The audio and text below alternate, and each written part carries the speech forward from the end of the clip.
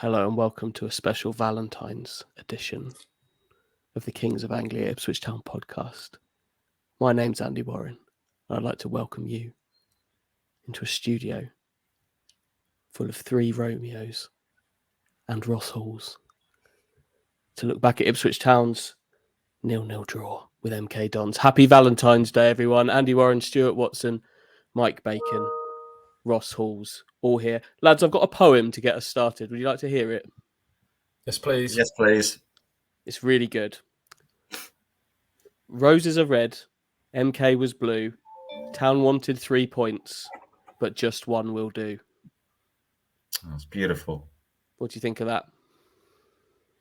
I like it. I like it a lot. I want to bring back. Do you remember? Seems like a long time ago. You were doing some sort of fan fiction around Ipswich Town, but never. For some reason, that just stopped. I'd like to see that return. That's when you're at your best, Hutchie.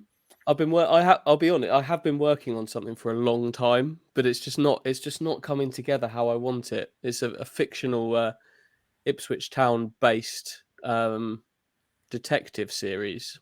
Who's the main protagonist? Well, it's a bit out. The problem is I've taken so long to do it. It's a bit outdated now. It was Chambers and Skews. Is that still? Can we still go with that? I'm sure you can find a way to make it work.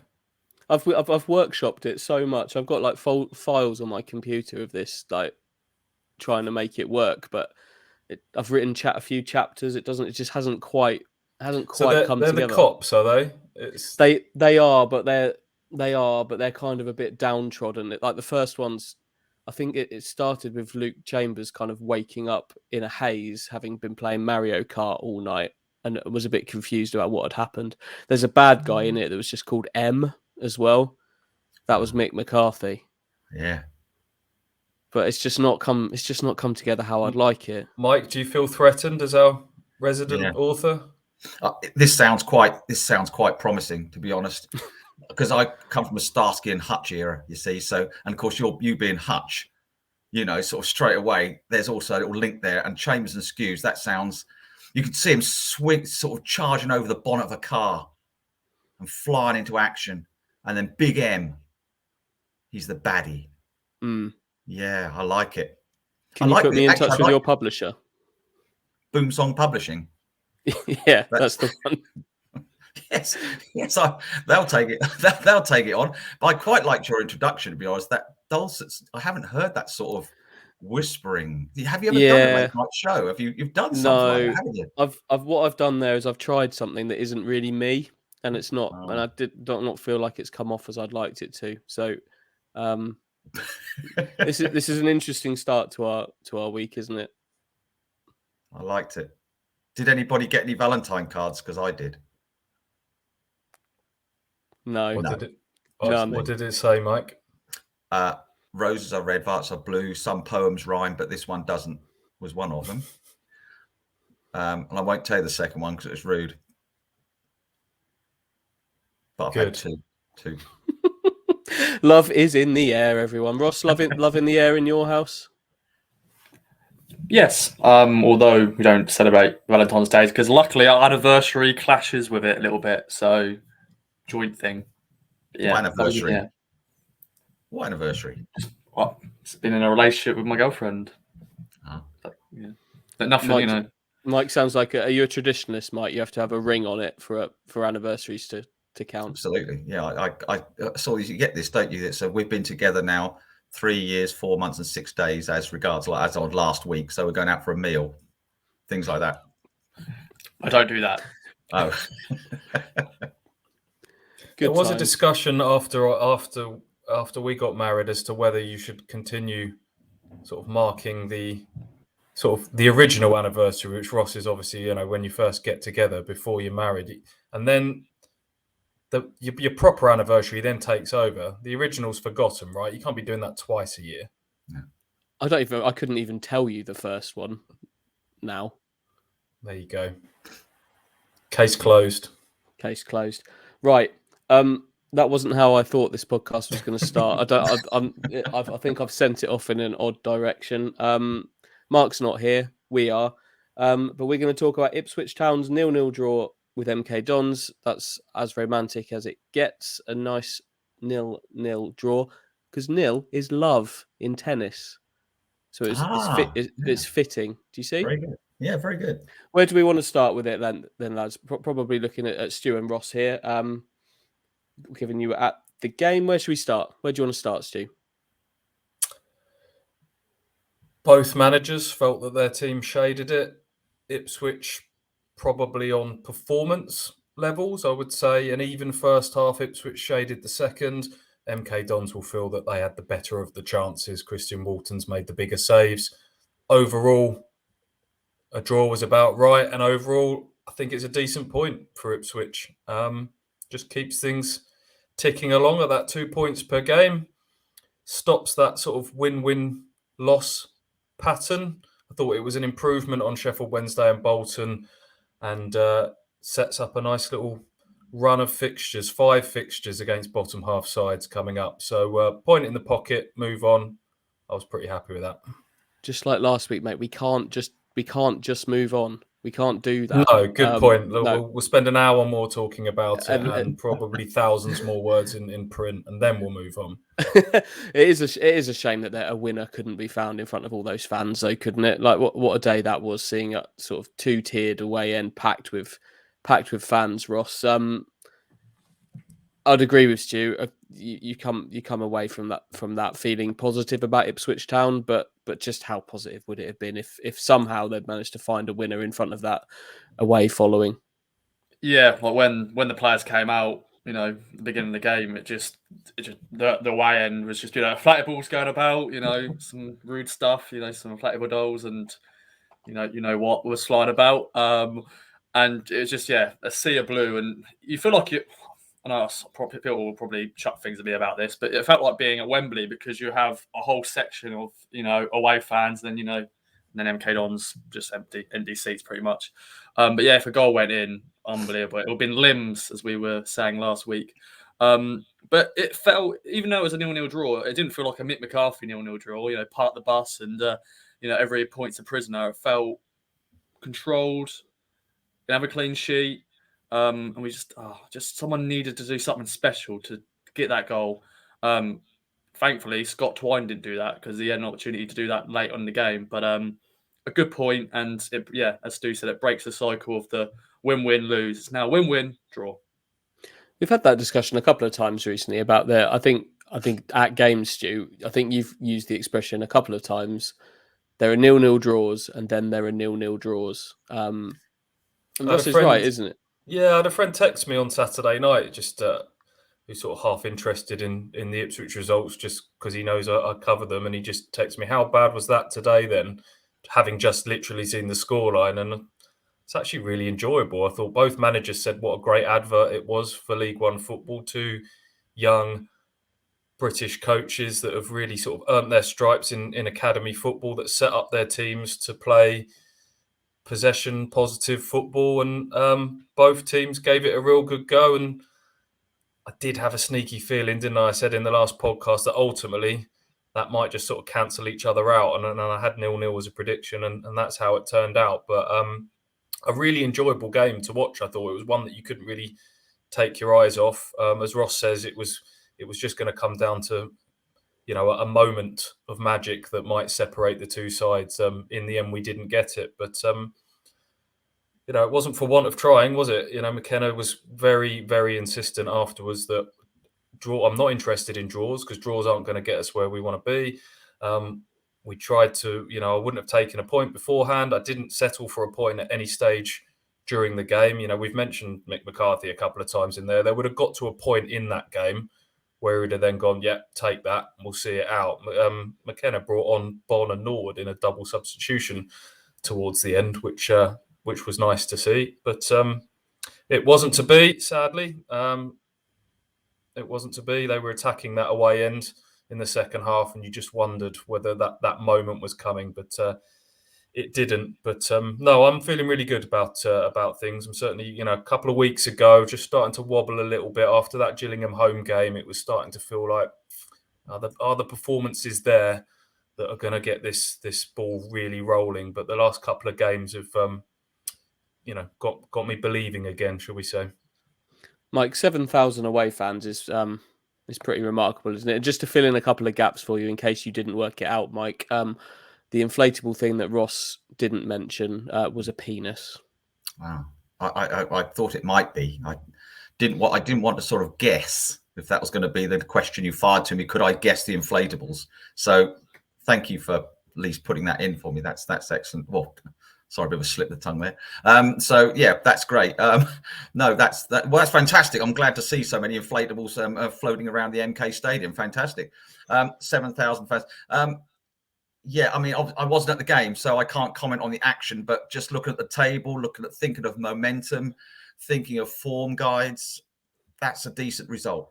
That's a really decent result. This gap is now coming down, is it, from 9 points to 8 points to 7 points to what is it now, 5 points? Which chipping away. 2 home games on the trot now, as Stewie said. A little run of fixtures against. It's actually starting to feel like it's in our own hands. Just a bit. I know it seems a bit ridiculous because we're sort of still points behind and we rely on other teams, but teams above us are not. There's 2 or 3 there not doing it. Sunderland are struggling a bit. Wickham struggling a little. There's 1 or 2 up there just not quite on it, and that's all we need. And it's in our hands, but it's in Ipswich hands now to go on and to make points count. As regards 7,000 fans, well, actually, for someone who was big into Ipswich in the 70s, 80s, and that's a fantastic following. I mean, what a following! Inflatables and all. I mean, what other inflatables were? This is now we've led on to this. I'm quite interested because obviously, flying penises is one thing, but I mean, was anything else what I should know about, Ross? I mean, you obviously were keeping an eye on things. There's one point, of course, there's balloons and there was volleyballs and all that sort of stuff. But there was also a champagne bottle, which was actually on the pitch. And I saw Dominic Thompson, he had to pick it up to, remove it from the pitch because it would have, interfered with play. And of course, the famous sort of inflatable with Darren Bent, his goal for Sunderland against Liverpool. That's the famous inflatable moment. But there's a few other little bits here and there.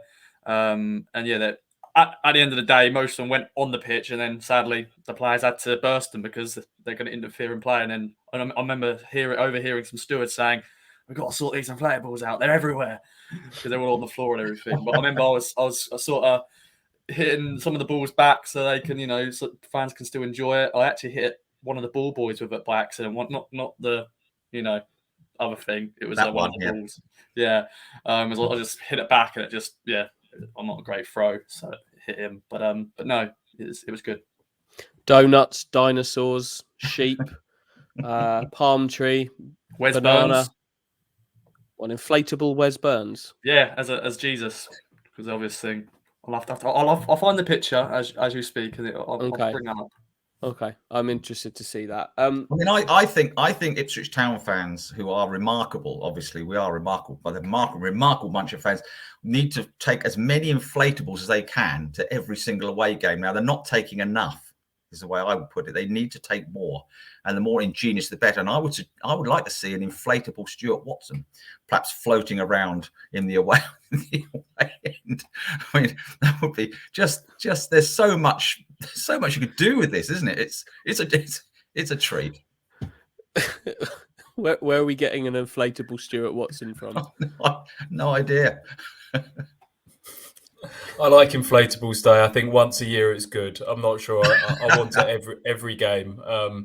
It's nice. It's kind of had its place now. It's kind of well established, isn't it, over several years now, that there's always a game that organically fans decide is when they're going to turn up with the inflatables. It was a good sight. I would slightly argue that there was not more noise, but the noise was more constant up at Doncaster on the Tuesday night, where we had about 1,000 up at Doncaster.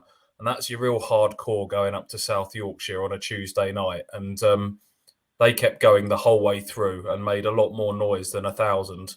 My slight concern was when you get bigger numbers and it's Inflatables Day, it's the big day out and everyone's come to enjoy it. And don't get me wrong, they made a lot of noise. And when those big roars of encouragement went up at moments when a corner was forced, certainly attacking that end in the second half, it was loud. but I wouldn't say it was constant throughout the game. But what a sight! And all it made me feel. Ross talked about Wembley earlier. Is it was a little taster of what an Ipswich Town takeover of Wembley could feel like. It's just that feeling is just starting to build a little bit at the moment, doesn't it? Look, it could all come crashing down quite quickly, couldn't it? But right now, let's ride that wave of optimism. That's what football fandom's all about. Yeah, you can't suppress it when it comes. If it's bubbling there, just go with it until it's shot out of you. In the lead up to this one, Stu, we talked about two styles. You said about teams cancelling each other out. Kieran McKenna insisted the game wasn't going to be a beauty contest, but this ultimately didn't turn into kind of the midfield pass fest that it could have done, could it? I think both teams tried to counteract that and actually both of them ended up going away from maybe how the other expected them to be. It was an intriguing one. It's a bit of sort of bluff and double bluff from the two managers. That sort of McKenna's comments before when he was asked about the two teams that like to have 500-600 passes and possession football, and how was that going to pan out? And you mentioned the beauty contest quote. In the end, Ipswich did actually have more possession, and there's not many teams. They shaded it, I think, about 53%, and there's not many teams that have done that against MK Dons this season. You could probably count on one hand without going back through it. But it wasn't that type of game. I think, but obviously Jackson being deployed for Ipswich kind of showed that they were looking to sort of counteract that passing game, gave them a threat in behind, gave them able to sort of stretch the defence, and MK Dons, by Manning's own admittance, went a bit more direct than usual as well. Their kind of biggest threat came from sort of balls over the top, didn't it, at times? So yeah, both teams kind of technically and tactically, I thought it was a really good advert for the league. Two managers trying to sort of outthink each other and adapt. And McKenna talked about we had to get to grips tactically with a few things in the first 10, 15 minutes. It was a topsy-turvy game. It was one you couldn't take your eyes off. So as a 0-0, good spectacle. There were a few little things in there. I think they were maybe caught out, Ipswich, by the two wide players playing on opposite sides for MK Dons. Twine and Corbeanu were on opposite sides to what they'd been on for spells of that game, and they did well to adjust to that. I thought they nullified MK substitutions later in the game pretty well. Like, you see Connor Wickham coming off the bench and you think the worst, I guess. Mike, you'll remember Connor Wickham's emergence at Ipswich Town. You kind of, I think football fans are programmed to think, well, here comes a former player, he's going to score. But actually, they limited him to almost nothing, I would say. But I think Caden Jackson is worth a chat, I would say. Certainly left field. Stu, I believe you and I both used the expression he's not, and this also included Joe Pigott, about him not being in the conversation for a start. Yeah. Well, I've mentioned that I got the 0-0 scoreline right. So I to counteract that, I should point out that, yeah, in that boot room video where we were talking about what the lineup would be, was pretty dismissive of the idea that Jackson or Pigott would be part of the conversation for the starting lineup. And lo and behold, he starts as the lone striker. We were surprised when he featured a few weeks ago. Can't remember which game it was that he suddenly parachuted back in for, but he was the sort of wide runner in that game, wasn't he, in a front three. This time he played as the lone striker, which is a role that we've so often over the years said just doesn't suit him. But they used his attributes a lot better in this game. I think McKenna is very good at working out what players' strengths are and using and finding a way to play that uses them best, hides their weaknesses the best. And he was deployed to, as I said before, sort of stretch the MK Dons defence, give them something to think about in terms of a bit of pace in behind. And that then created some room for others, notably Chaplin and Selina, who in the first half, Selina in particular, was dropping on the ball in some nice little deep pockets of space and, wasn't too far away from threading one of those inch perfect through balls on 2, 3, 4 occasions, was he? So Caden Jackson has got his flaws, doesn't always get the ball under control. but I thought they used him well, and I thought as part of a game plan, I thought it worked. I thought it worked really well. I think McKenna's been quite clear from the start, really, about some players that he has opinions on that he's liked that have kind of come in from left field. Jackson probably being chief among those. But you mentioned he's played one up front as a one up front a lot. All of that under Paul Lambert, really, and he did look lost, didn't he? But those teams were so directionless at times. These podcasts were spent discussing what we thought the game plan was, whereas now we're seeing it. We're seeing the game plan, and not only are we kind of seeing a game plan on the pitch, we're also having it explained to us by the manager after the game. Things are a lot clearer at the moment, aren't they, guys? I think McKenna's brought a breath of fresh air to the strategies and the tactics, and it was interesting seeing Jackson on the team sheet. Of course it was. Just as, Bond had been such a regular fixture for the first half of this campaign, we couldn't ever see that changing. And McKenna's come in, and he's quite clearly happy to just mix it up, and I like that. I even saw somebody on social media talk about why don't you play? He'll play Selena as a number 9 soon, a bit like Manchester City play Foden. It's that you have that sort of feel about him that he would suddenly do that. You won't see Pickett, Bond, or Norwood or Jackson on the pitch one day. We'll see a multitasking, fluid Chaplin, Selena, a Luca. You just don't know with McKee. He's starting to strike me as that type of guy who will take risk. Is it a risk? I don't know. I suppose it is a slight risk. It's a calculated risk in his mind, isn't it? He weighs up quite clearly. He weighs up every single piece of evidence that he can. He talked about having every minute of footage available to him of MK Dons from a wide angle, and just weighs up and comes up with a bespoke game plan from match to match. And we've heard so often with managers, it's not about them, it's about us, and we've just got to focus on what our game is. Of course, that has to be a prime part of your focus because it comes down to how well your players play on the day. But I do think now, even at this level of football, teams are just, even the lesser teams are so much better prepared now. We've got this sort of generation of younger coaches that have been studying coaching, Manning and McKenna prime examples, from a very young age. They're not just, we've got St George's Park, we've got all these various sort of top pro license courses. These are people that are real students of the game, and you have to give that bit of respect to teams. And even when you're playing the lesser sides like Doncaster and Gillingham, there wasn't this sort of arrogance about, if we turn up, we'll win. If we play well, we'll win. It was, Doncaster, counter-attacking threat. We've got to do this, that and the other to stop them. And I'm really liking hearing sort of McKenna explain his thinking to us. Yeah, it's of course he comes from, he's been at a Premier League club for the last many years, top coach and at one of the world's biggest clubs. I know he wasn't the main man, but think how much he's heard, how much he's listened to, how much conversation he's been involved in. He's bringing a lot of that to the party. That's quite clear. And now having his own opportunity to do that, I think it's great.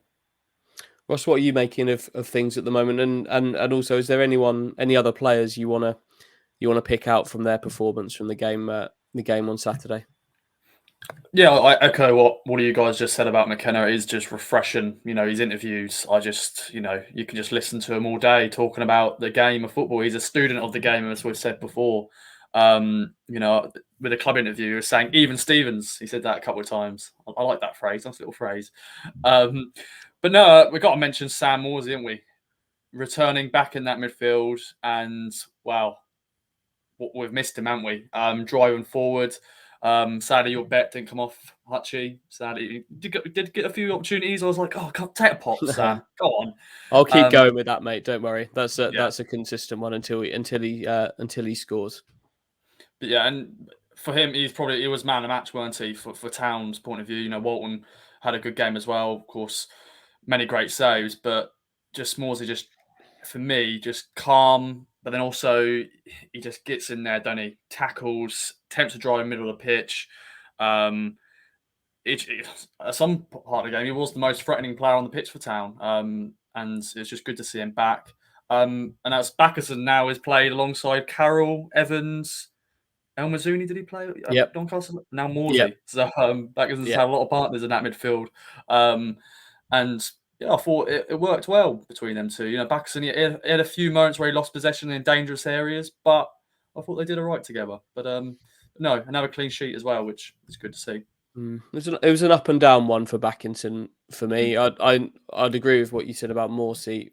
Backinson, I think he's at his best when he doesn't have to think too much and he's playing a bit on instinct, little popped passes. He can play some quite clever little popped passes to move the ball quickly and find find teammates quickly. But he did lose the ball on a couple of occasions in there, and there was one moment where he pulled out of a tackle that could have cost his team, ultimately earned him a booking because he had pulled out of the tackle and then kind of as a result of that had to drag his man down. But there are a few areas of this team where we're not quite seeing the blends coming together, I would say. But there is one in particular that really is.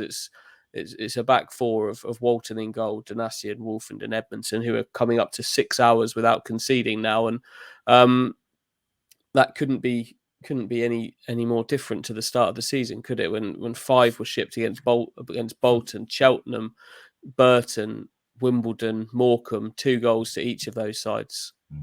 Wide open games at the start of the season where goals aren't going to be an issue, but conceding them were, and we've now got the complete opposite, haven't we? It's 6 clean sheets in 9, and that gives you such a good foundation to win games of football, doesn't it? 4 goals conceded since McKenna's arrived. Wolfenden, I think, is playing as well as I've seen him play for Ipswich Town, and that's quite a statement considering how good he looked sort of post Swindon loan and when he was getting linked to Sheffield United in the Premier League. And Paul Lambert famously said that £30 million doesn't buy you a flake these days. Or was it £10 million? It was 10 million pounds. 30 million absolutely would get you a flake. £10 million won't buy you a flake when he was getting linked with that sort of money. Donassi is very quietly putting himself in the running for Player of the Year, I would say, at this moment in time. Over the course of the season, he has just been Mr. Consistent. We're almost taking it for granted now. Edmondson, there was a time when he was head and shoulders above everyone a few weeks ago. I would say he's maybe not been hitting those same heights in the last few games, but nevertheless is part of a really well-functioning back three. And in Christian Walton, they've arguably got the best goalkeeper in the division. It's not Ipswich aren't getting carved open very often, and the defending starts from the front. But when it gets to when the danger does, when they are breached, they've got a goalkeeper there who can come up not just with the big saves, but come and pluck those corners and crosses out of the air just to take the pressure off. He's his signing. We knew it was a big signing in January, but it's looking bigger and bigger by the game at the moment. All goalkeepers can make saves. It's the crossing that just it excites me. It's well, it doesn't excite me. It keeps me calm. That's what it does. It keeps me calm because he knows when to come and punch as well. He's not trying to catch balls that aren't there to punt. He punched one away at the weekend, and he gets a good punch on it. He times his movement well. He uses his size well. I think we've seen goalkeepers. That would be Thomas Holy's big criticism, wouldn't it? But you've got a 6'9" goalkeeper in there that doesn't use that size. You never felt like you had the benefits of a 6'9" goalkeeper in between the sticks. But a goalkeeper is vital, isn't it, Mike? You'd have seen down the years, but going all the way back through, kind of obviously Bartosz Białkowski recently, Kelvin Davis. You go back through Richard Wright. It's good teams that start with good goalkeepers. I go back to Paul Cooper. I mean, and go back as far as you like with me. I go back to You're absolutely right, Andy. I mean, and of course, not conceding goals is one sort of the unsexiest part of football, isn't it? You know, it's not very sexy talking about clean sheet. But that stat you said there, Stu, about 4 goals you say have been conceded since he arrived, since McKenna. That's extraordinary. And that's the sort of thing, I know it's a bit dramatic, but sort of thing Klopp and Guardiola will be, trying to get on their side, on their team. That's part of what their strategy would be. Goalkeepers are vital. And Walton has, you're right, Andy, a corner coming over and Walton jump, you have a feeling he's going to just pluck it out of the sky, and there's going to be no big dramas. We've had far too many flaps and dramas and late minute goals and stuff like that.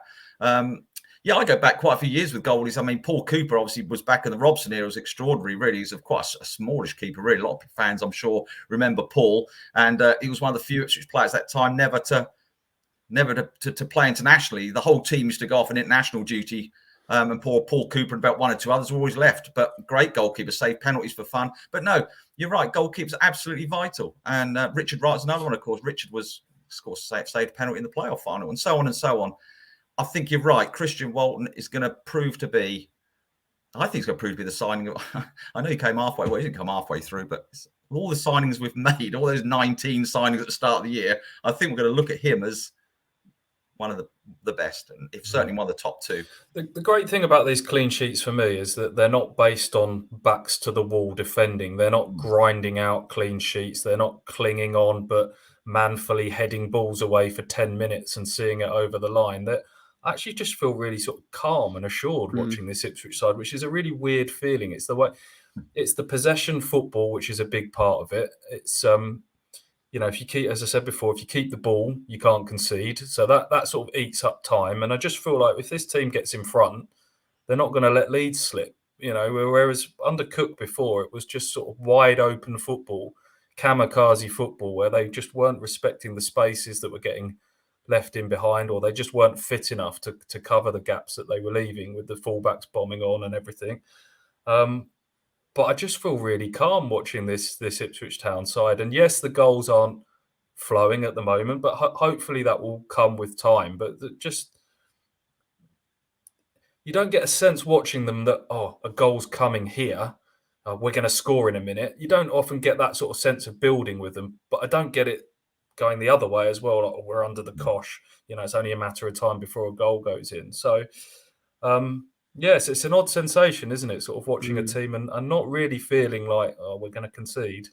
Yeah, I like the way that back three works. You've kind of got Edmondson's maybe a bit more of the grappler in there who can grapple a little bit. Wolfenden's the calm one who can put his foot in, but he kind of sweeps up nicely behind. I like the way that he does that. I think you're seeing, you talk about Wolfenden being calm and kind of unflappable and things. We've seen some of the negative side of that over the last year or so. Luke himself would say that last season wasn't a great one for him, but I think you're seeing that kind of calmness and laid back approach really work for him at the moment. He can keep his calm in that center of a back three because his job is to kind of to cover others. And then Donatian does a really good job of kind of allowing that defensive three to flex a little bit and almost turn into a look at it at times. I look at it and think, has this turned into a back four for a little bit with Dominic Thompson tucking in as a left back? And that's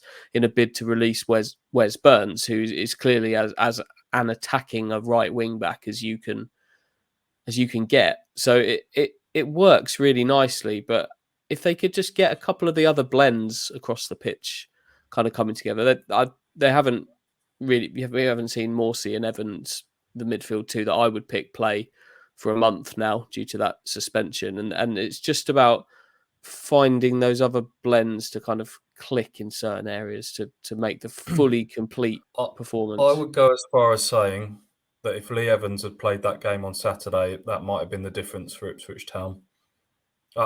We've had the Evans chat in the last one, but I think, with Jackson's running over the top, Evans might have been the man to help sort of execute that game plan just a little bit more finely.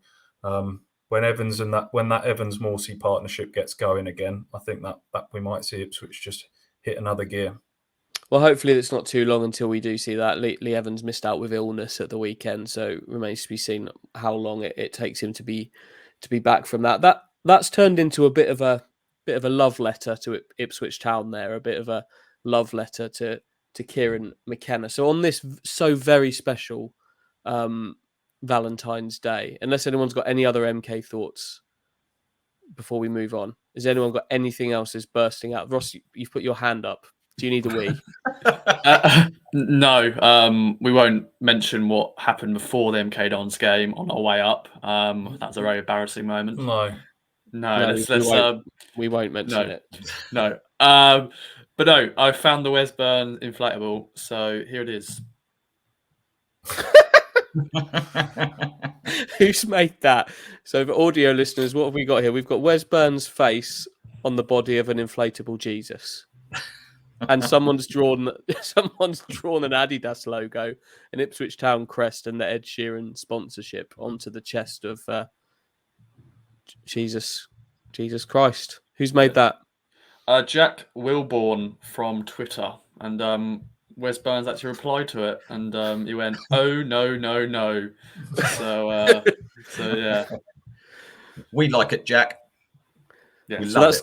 is that kind of where we're thinking of the Stuart Watson one's going to go? Then Yes. we're gonna have to get hold of an inflatable religious figure and then adapt them. Or just get some sort of egg if there's an inflatable egg. That'll do. An Inflatable egg and put some glasses on it.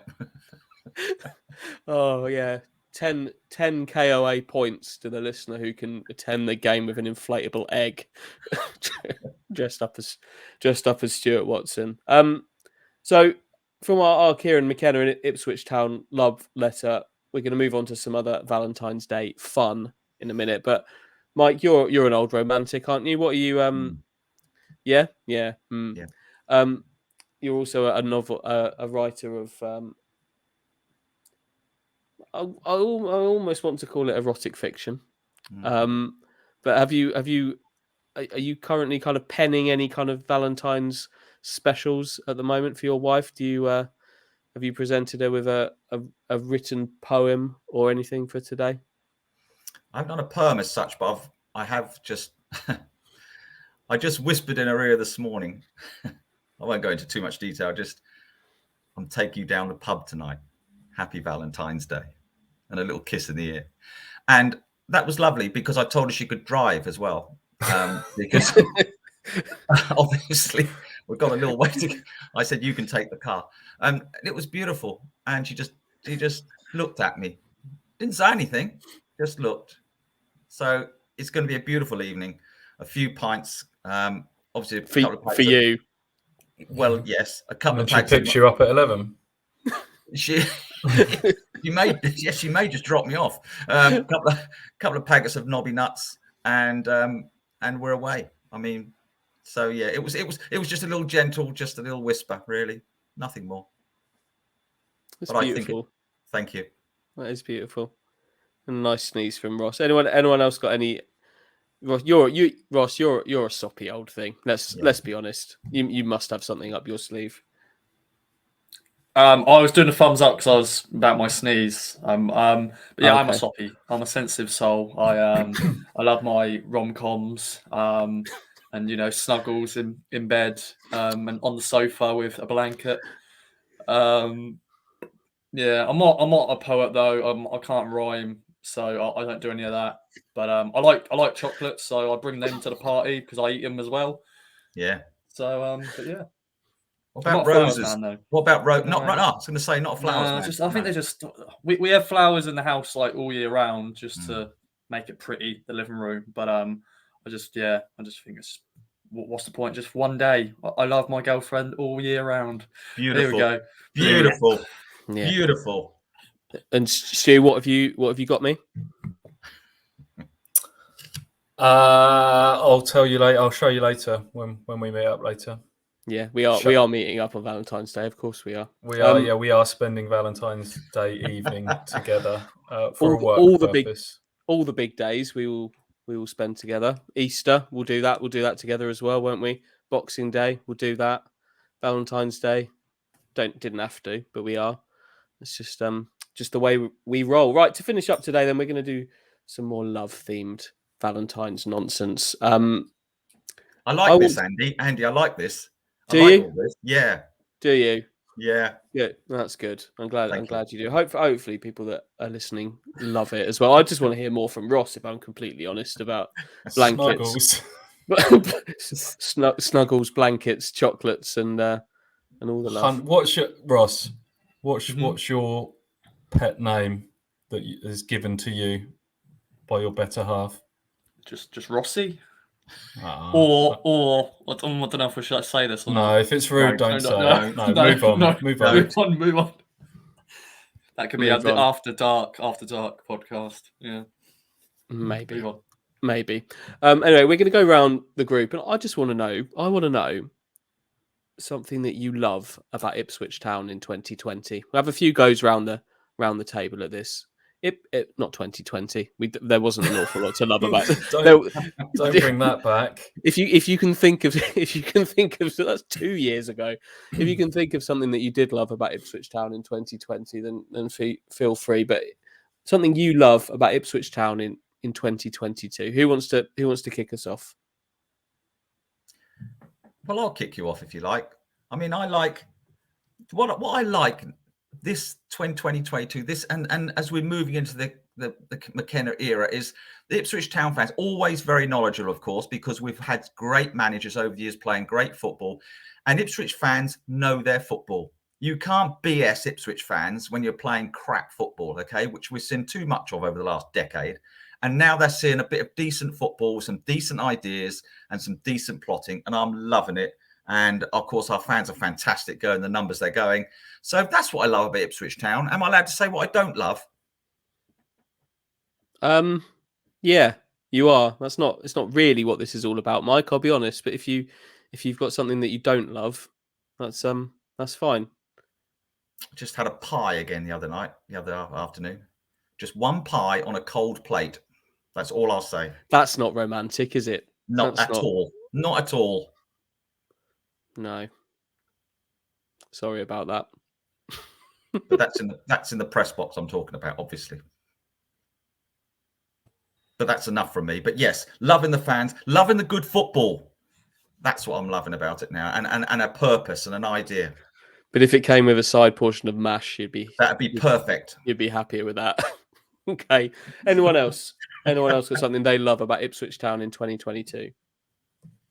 I won't mention Snuggles, but Janoy Donatian. A year ago, this time last year, he was on loan at Fleetwood, and probably none of us thought he'd ever get back into the Ipswich Town side.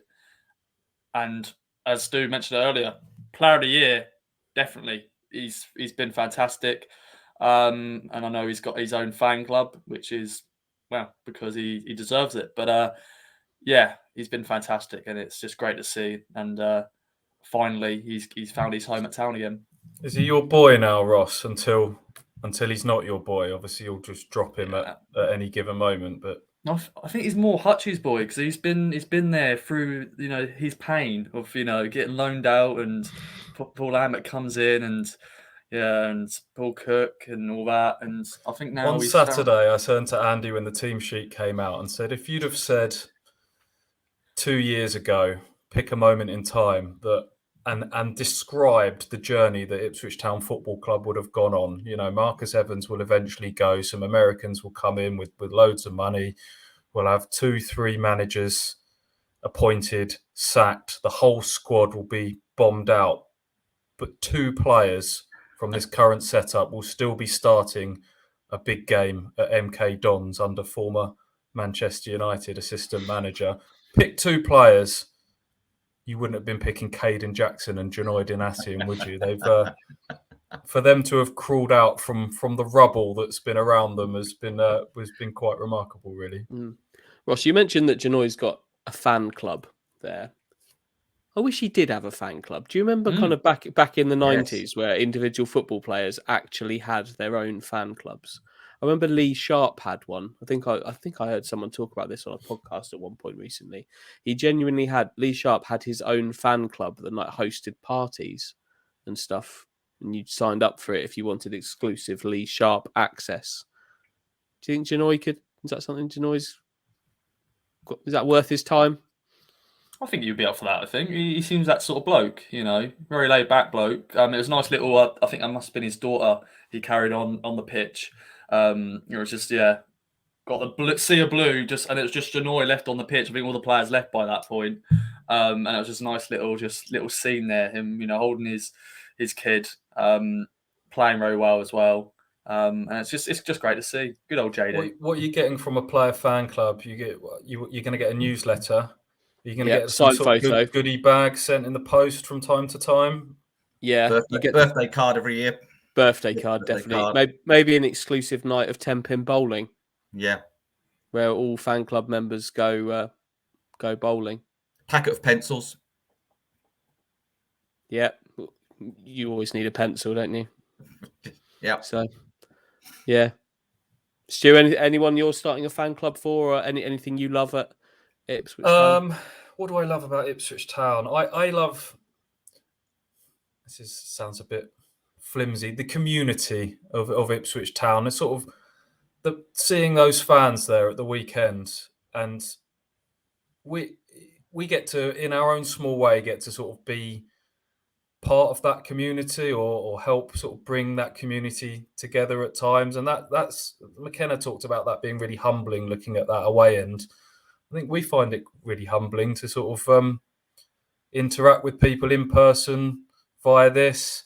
It's, you know, I get calls from like the Ipswich Town Supporters Club in Norway to do interviews for their fans and you just realise like how global this fan base is. And you know, we've had people, I think Mike, someone contacted you to say that they bought your book and had it shipped out to South America to read, and you just like how far flung and large this fan base is. And just it's a case of it with every football club, how it sort of brings people together, and you can almost sort of the great thing about football is it's part of your life forever, and you can kind of document your big moments in your life by football matches and results. And that's when I was on a school trip, and that's when I got married, and that's when we had our first child, and the bad stuff as well. And I think football is a great distraction to people. It helps people that are on their own, all the good stuff that football brings, just the community around Ipswich Town, its own little special community. And to be part of that's really special. You wait until you're in the away end as an inflatable egg, mate. Then you'll feel part of. then you're going to feel part of this community. I really like all three of their kits. There aren't many seasons where I like all of the kits. I think they're all really good. The blue one's nice and simple, classic really in its design. The white one has been a grower. It's had it just like my shoes. It had its period where it was a catalyst for some great results. Looks good with all the black printing all over it, and obviously the black away kits, the black third kits, pretty nice as well. I'm loving all three Ipswich kits at the moment that's on a bit more of a material level than some of the more deeper things that are loved. Any more love shout outs for Ipswich Town? Ross, your finger is up. So I feel like I have to do that. I don't know why. I'm the youngest in the group here. I just feel like I have to, you know. Just butt in, mate. You don't have to put your hand, Ross. You don't have to put your hand up. Just say something. Talking about your kits, the one behind you is a disgusting kit. That's why I put it there. Yeah, we don't love that kit at all. It's the orange one from 2018-19. Yeah, relegation. Now, we mentioned it earlier, but clean sheets, I think they are sexy, to be honest. I think clean sheets are sexy. And definitely, I'm bringing a stat up that Stu mentioned earlier. You know, 4 clean sheets in 23 of our opening league games. And then since McKenna's come in, 6 in 9, which is just brilliant. And it's not back to the wall stuff, as Stu said. It's you feel like Doncaster. Even though we only won the game 1-0, it was just calm. We know we're going to win the game. So that's what I like to see is, you know, that foundations at the back, clean sheets. And yeah, sexy clean sheets. I like it. Anybody else? You see, I love the fact that having two just out of teenage boys or slightly over teenage now boys who are always shouting their mouths off about Madrid, PSG, the Champions League, all this sort of, because all they know, because they don't look any further lower down than the Champions League. I can sit there and tell them I've watched Ipswich Town beat Barcelona twice at Portman Road, and that just quietens them down immediately when they realise there is a team on their doorstep that has the historic level of that type of scoreline, not once but twice, and you should see their faces. So that's a beautiful moment in time for me, just to quieten them down. And while I'm on the subject of situations, I notice Stewie and Andy are becoming sort of celebrities in their own right. On Twitter, people stopping them outside grounds and having photographs done. Now, I think this is wonderful, and this is the sort of community we're talking about, and it's lovely. It's great that fans are grabbing you together and having a little chat, and nice to talk to you. Now, but my concern starts because this celebrity thing, of course, you've seen it at all football grounds with people holding up placards and stuff. You know, it's going to come soon. Stewie, can we have your laptop? It's going to come. I was going to say shirt. I just have to leave the ground. Stewie, Andy, can I have your notepad? I mean, these things are going to happen. Trainers. It will be trainers. What are you going to do? You're going to have to respond to this. If it's good enough for Ronaldo to walk off and give his shirt, it ought to be good enough for you guys to hand over your laptop. Just huss it into. Huss is a brilliant Suffolk word, by the way. Stu, down in Essex, growing up, is the word huss used for throwing things? No. Just lob it over there. Probably, yeah. Look, huss. We used to play a game called Huss at school. It's just chucking a ball to different sides of the school playground, but chucking a laptop into an away end's not gonna end well, is it? Yeah, you're gonna struggle to hit your deadlines as well. It's just something I want you two lads to think about, because it could happen, and you know, you're going to have to respond. It was lovely to meet a gentleman called Steve after the game on Saturday, who came over and had a little chat, and inexplicably to us wanted to take a photograph. I'll never get my head around that, but that's fine. But behind us was Mick Mills, former England captain, record appearance maker for Ipswich Town, a man who's lifted 2 major trophies for the club. Didn't want his photograph. just me and Andy Warren. It's yeah, that was nice. Thanks, Steve.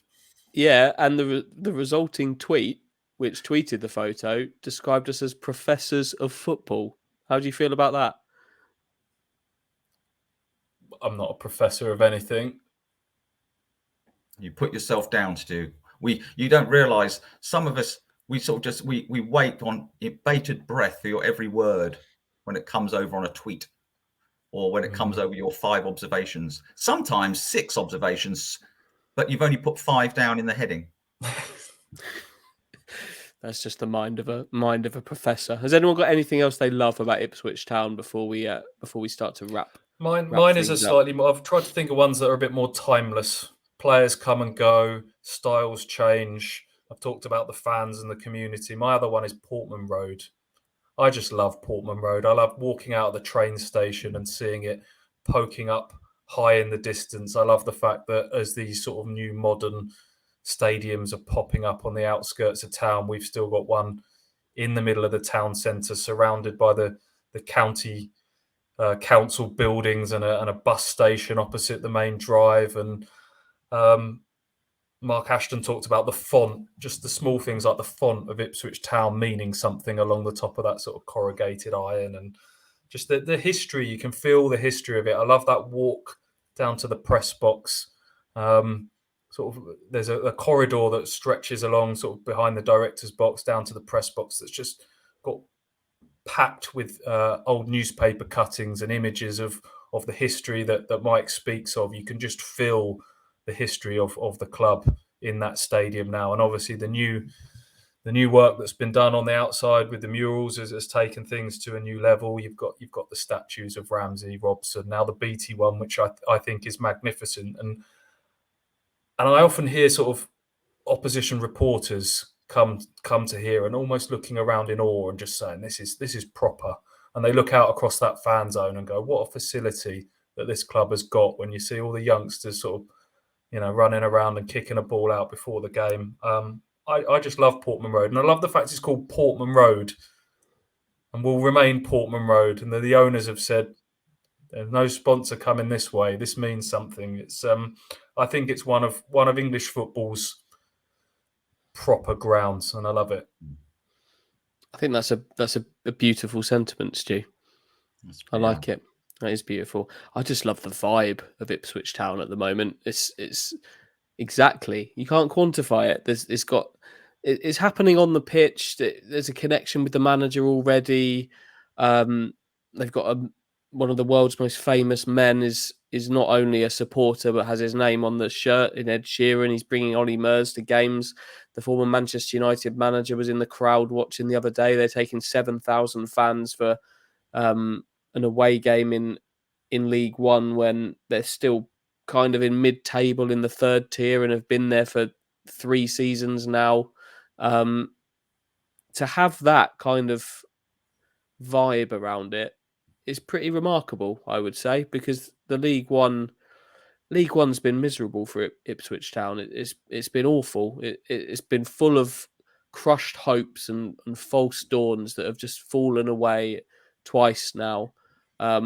3 times really. It happened in this season. It happened by the end of August, and but yet still, it feels like a club that's moving forwards, and that's really good to see. Because if you're moving forwards, you've got a chance, and with the crowds and fans that they've got a chance. Someone's going to get it right on the pitch, and the beauty of it at the moment is it looks like it could well be the man who's currently there at the moment. So I love Ipswich Town. I think we all do, don't we?